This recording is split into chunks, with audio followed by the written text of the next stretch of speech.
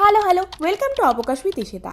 বছরের 90% সময় নষ্ট করে এখন আমার মনে পড়েছে এত বই পড়ে আছে, শুধু কিনে গেছি পড়ি আর নি। আমি ঠিক করেছি উইকে একটা কি দুটো করে বই আমি পড়বো। এই দেখো ছোটো বইগুলো কেলটে বসে আছি।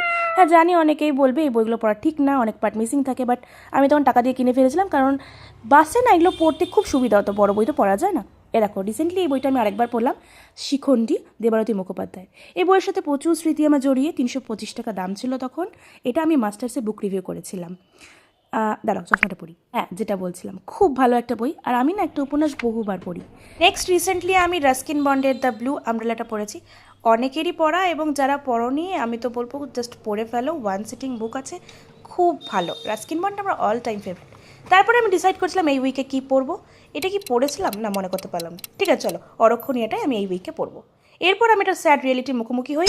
এই উপন্যাসটা আমি শুধু কিনেছি, পাতা উল্টেও দেখিনি। তো চলো এই উইকে আমি এটা পড়বো। দেখা হচ্ছে নেক্সট উইক। বাই।